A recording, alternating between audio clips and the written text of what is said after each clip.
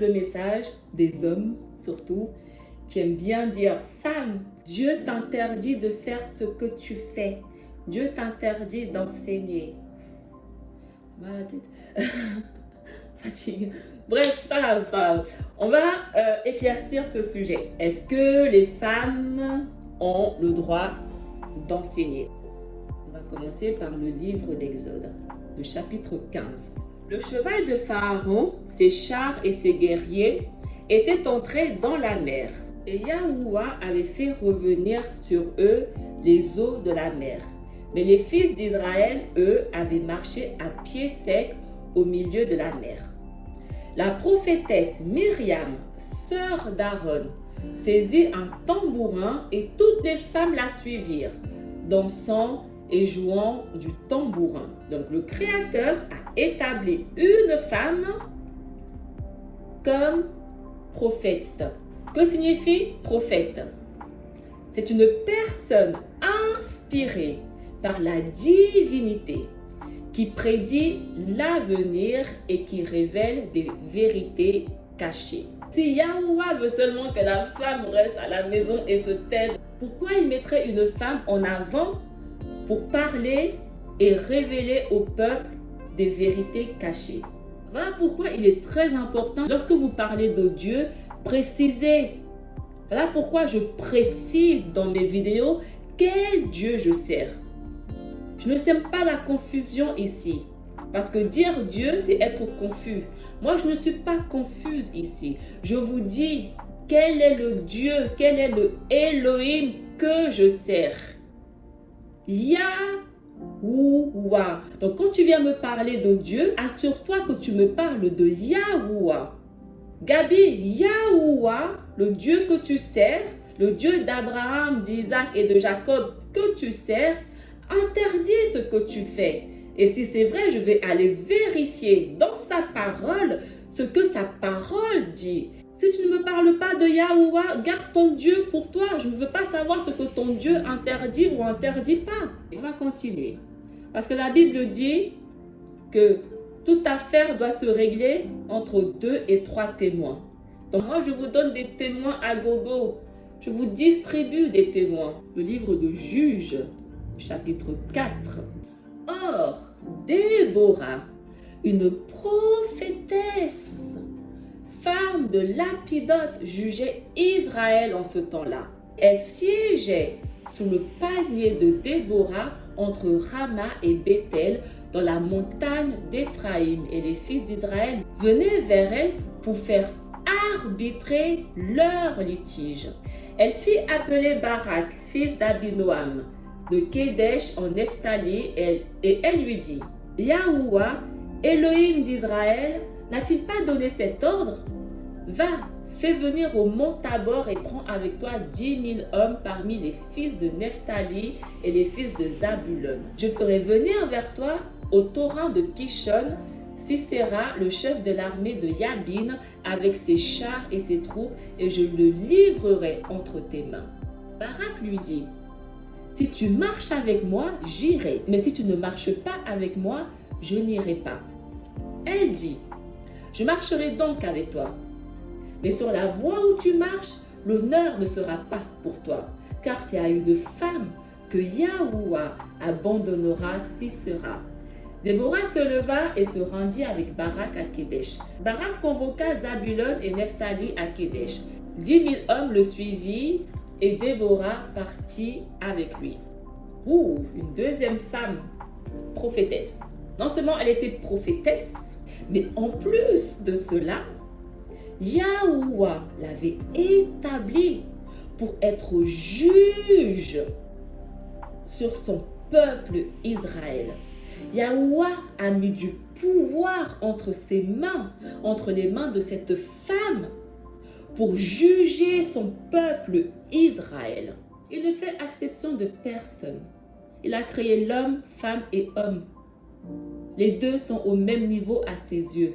Ils ont de la même valeur à ses yeux. Dès le moment où nous faisons sa volonté, homme comme femme, il ne voit pas cette différence au même niveau. Tant que vous n'aurez pas compris ça, vous serez loin de sa vérité.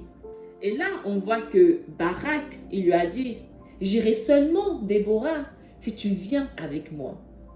Pourquoi Barak lui dit ça? Est-ce que Barak lui dit ça parce qu'il avait peur d'aller tout seul? C'était un peureux? Non, parce qu'il savait qui était Déborah. Il savait que Yahuwah était avec Déborah. Et que si Yahuwah était avec Déborah, alors Yahuwah sera aussi avec lui. Si nous lisons le livre de Joël, alors après cela, je répandrai mon esprit sur tout être de chair.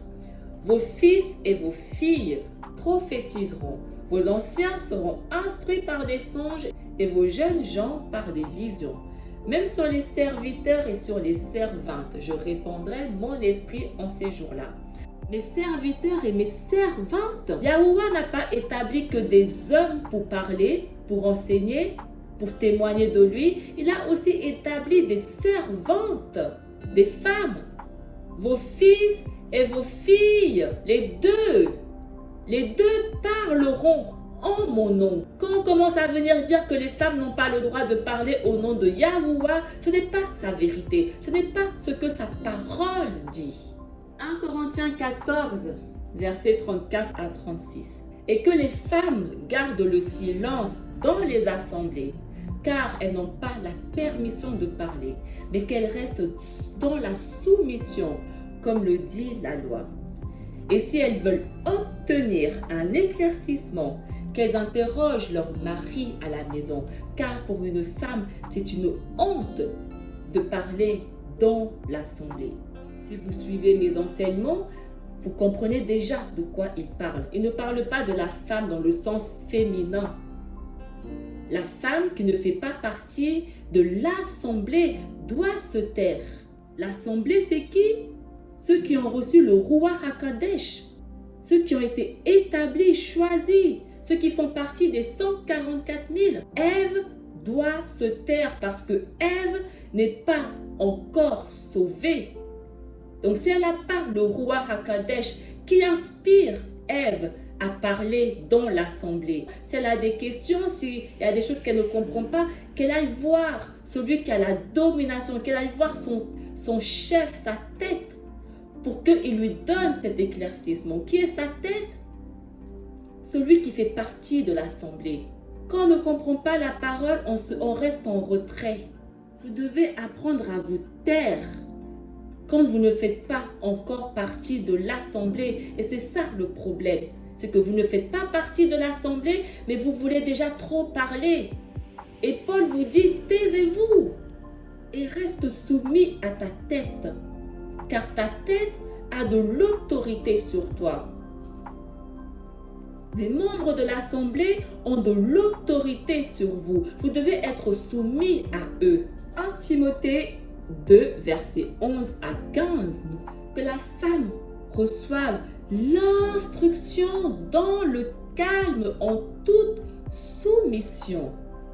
Je ne permets pas à une femme d'enseigner et de dominer son mari, mais qu'elle reste dans le calme. En effet, Adam a été modelé le premier et Ève ensuite. Et ce n'est pas Adam qui a été trompé par le serpent, c'est la femme qui s'est laissée tromper et qui est tombée dans la transgression.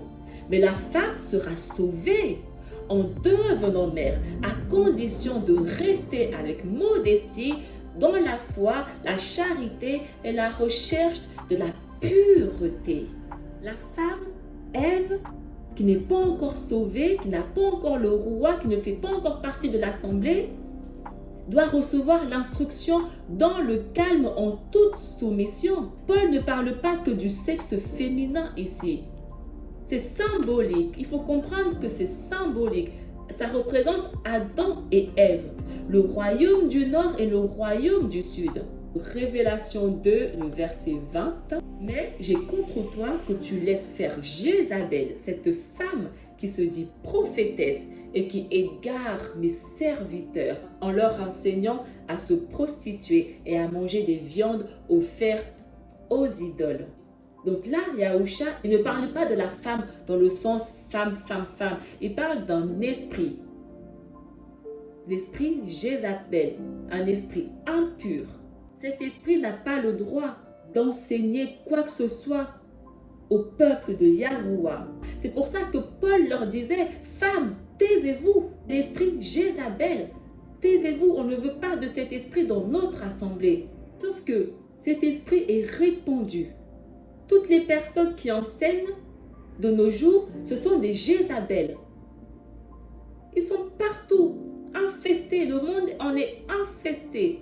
Et ces gens-là ils égarent le peuple de Yahuwah. Dans Matthieu 27, versets 55 à 56, il y avait là de nombreuses femmes qui observaient de loin. Elles avaient suivi Yahusha depuis la Galilée pour le servir. Parmi elles se trouvait Myriam Magdala, Myriam, mère de Jacques et de Joseph, et la mère des fils de Zébédée. Plusieurs femmes servaient Yahusha.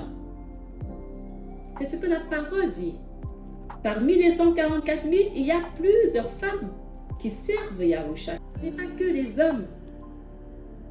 Ceux qui enseignent ça, des Jézabel, des pures Jézabel. Luc 2, le verset 36 à 38, il y avait aussi une femme prophète, Anne, fille de Phanuel, de la tribu d'Azer. Elle était très avancée en âge. Après 7 ans de mariage, demeurée veuve, elle était arrivée à l'âge de 84 ans.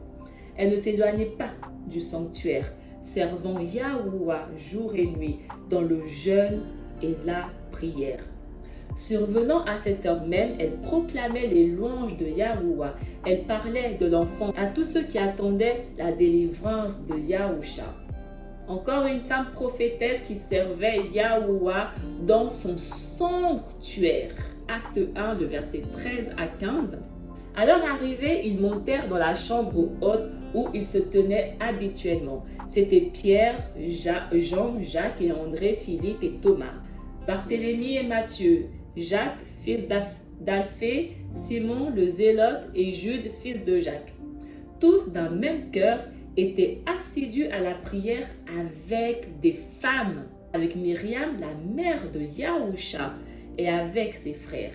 En ces jours-là, Pierre se leva au milieu des frères qui étaient réunis au nombre d'environ 120 personnes et il déclara. Il faut comprendre que dans l'hébreu, lorsque ça parle de frères, des fils, des hommes, les femmes sont toujours incluses. Si on commence à exclure les femmes, on n'est plus dans la vérité. Dans les frères, les femmes sont incluses. Dans les fils de Yahuwah, les femmes sont incluses. Et on le voit. Parmi eux, il y avait des femmes avec eux qui étaient assidues à la prière, notamment Myriam, la maman de Yahusha. Donc on comprend que la maman de Yahusha fait partie des 144 000.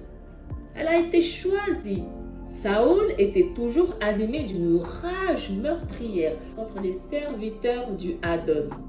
Il alla trouver le grand prêtre et il lui demanda des lettres pour les maisons d'assemblée de Damas afin que, s'il trouvait des hommes et des femmes qui suivaient le chemin de Yahusha, il les amène enchaînés à Jérusalem. Des hommes et des femmes qui suivaient le chemin de Yahusha, des hommes et des femmes qui témoignaient de Yahusha, étaient persécutés. Ce n'étaient pas que des hommes mâles, et si on lit plus bas dans le verset 36 du même chapitre, il y avait aussi à Jaffa une femme servante de Yahusha, nommée Tabitha, qui se traduit Dorcas, c'est-à-dire gazelle. Elle était riche des bonnes œuvres et des aumônes qu'elle faisait. Dans le chapitre 18 du livre des Actes, le verset 26, il se mit donc à parler avec assurance à la synagogue. Quand Priscille et Aquilas l'entendirent, ils le prirent à part et lui exposèrent avec plus de précision le chemin de Yahuwah. Une femme a pris à part et a enseigné à un homme le chemin de Yahuwah. Priscille faisait partie des 144 000. Donc elle avait cette autorité d'enseigner les chemins de Yahuwah. C'était sa mission. Dans le chapitre 28, toujours des livres des Actes, parti le lendemain, nous sommes allés à Césarée. Nous sommes entrés dans la maison de Philippe, qui était l'un des 7, et nous sommes restés chez lui. Il avait 4 filles non mariées qui prophétisaient. Pour prophétiser, elle faisait partie des 144 000. En Romains 16, versets 1 à 6, je vous recommande Phébé, votre sœur, ministre de l'assemblée qui est à Sancré. C'est Saül qui parle, hein. Le même qui dit, je n'autorise pas les femmes à enseigner. C'est le même qui dit, je vous recommande Phébé, notre sœur, qui est ministre de l'assemblée qui est à Sancré. Les 144 000, ce sont les ministres. C'est à eux qu'a été donné les ministères. Donc on voit que Phébé, Yahuwah lui a donné un ministère. Yahuwah l'a choisi pour ministrer l'assemblée qui se trouve à Sancré. Accueillez-la dans Yahuwah comme il convient à des fidèles. Aidez-la en toute affaire où elle aura besoin de vous, car elle a prêté assistance à beaucoup de gens de même qu'à moi. Saluez de ma part Prisca et Aquilas, mes compagnons de travail en Yahusha, eux qui ont risqué leur tête pour me sauver la vie. Je ne suis d'ailleurs pas seul à leur être reconnaissant. Toutes les assemblées des nations le sont aussi. Saluez l'assemblée qui se rassemble dans leur maison. Saluez mon cher Éphénèque qui fut le premier à croire au Mashiach dans la province d'Asie. Saluez Myriam qui s'est donné beaucoup de peine pour vous. Saluez Tryphène et Tryphose, elle qui se donne de la peine dans Yahuwah. Saluez-la, cher Persis qui s'est donné beaucoup de peine dans Yahuwah. Saluez Rufus, choisi par Yahuwah et sa mère qui est aussi la mienne. Saluez Philologue et Julie, Nérée et sa sœur et Olympas et tous les fidèles qui sont avec eux. Ça fait beaucoup de femmes à saluer là. En conclusion, est-ce que la femme féminin a le droit d'enseigner? Oui, si elle a le Ruach HaKodesh. Est-ce que l'homme masculin a le droit d'enseigner? Oui, si il a le Ruach HaKodesh. Les deux ont le droit d'enseigner uniquement s'ils ont le Ruach HaKodesh. Et les deux doivent se taire dans l'assemblée et prendre l'instruction avec soumission s'ils n'ont pas le Ruach HaKodesh.